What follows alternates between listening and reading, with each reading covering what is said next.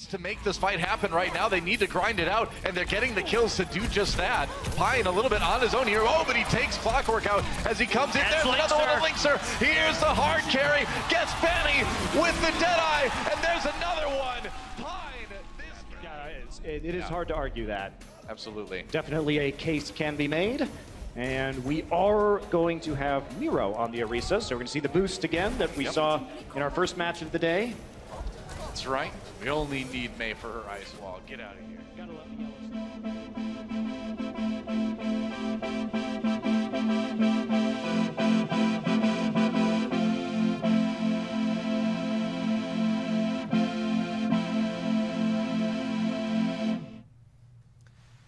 So, believe it or not, the Overwatch League is actually affecting all of us in our Overwatch matches. Even if you don't watch esports or watch Overwatch League at all, you're still being directly impacted. And I have perfect example how.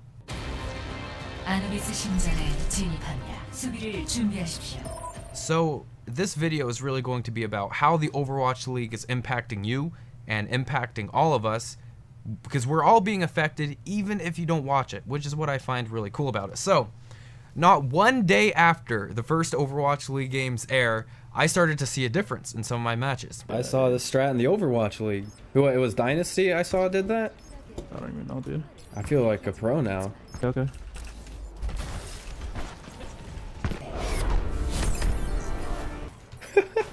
Oh my god, this strat is so funny.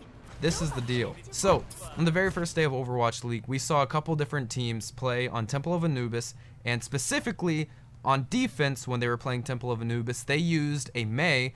The defense would pick a Mei for the sole purpose of boosting their team up on top of a roof of one of the houses in the back to get high ground, and then the Mei would go back and switch. I got that in my first game on Temple of Anubis, right after Overwatch League. Not one day after, I had that in my first Temple of Anubis game. So there we go. There we start to see overnight the player base getting better, because that was such obviously a better place to hold. We have higher ground. It's a lot harder for us to get dove on. It's because when you're playing on the normal platform on Anubis, it's very easy for the flankers to come around both sides, but that can't really happen as much when you're playing up top. So we all understood that the player base was going to be getting better. I think we could all see it coming, that clearly with Overwatch League, players that don't care about getting better and players that are not what we consider good, they are going to actually get better, whether they want to or not, because they're going to pick up little tips and tricks just from watching the pros.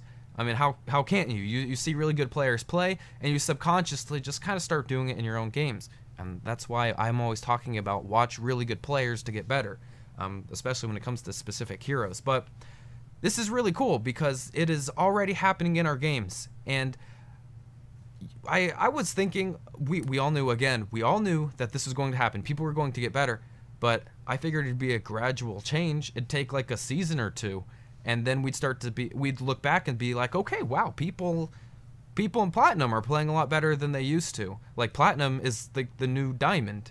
They're just naturally better. But no, this is happening overnight.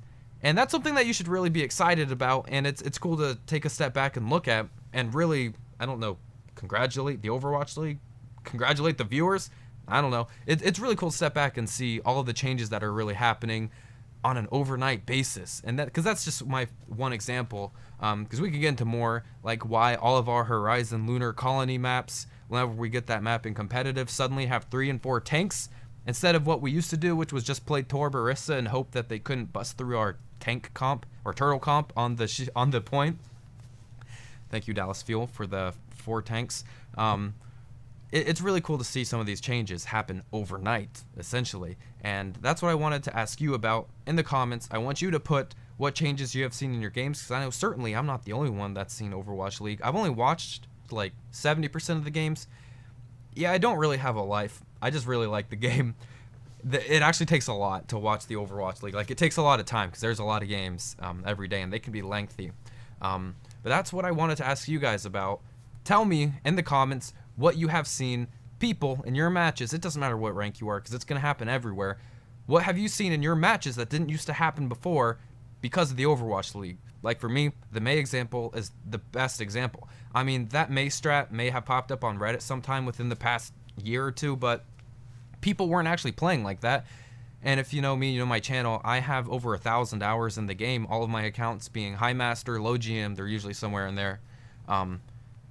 And I've never seen people play like that on Anubis. And I play a ton of Overwatch, and so all of a sudden overnight, after watching the Overwatch League on Temple of Anubis, people are playing like that. I think that's pretty cool. And I want to see if any of you guys have noticed similar things on different maps, and that's what you should let me know in the comments. So, with that being said, I hope you guys enjoyed this video. I know what I'm calling phase 2 of the YouTube channel is like storytelling through individual games.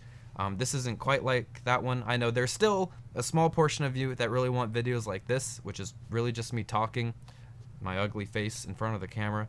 I'm sorry for all of you that have to put up with this, and my bleached hair, which some of you guys probably haven't seen yet because you don't follow me on Twitch, which you should do. But yeah, we'll still do a video like this every once in a while. Maybe we'll do them a little bit more frequently, like once a week, instead of literally every single video being you know, like a movie, as I like to call them, little Overwatch movies. Yeah, that's going to be the end of this video. You can expect more videos like this. I actually have another really cool idea for just a talking video that I think we'll do soon. But yeah, I hope you guys have enjoyed the video. We're going to do the speed art thumbnails at the end still, because I really like those. But I have like custom music I can do now. Look how cool this is.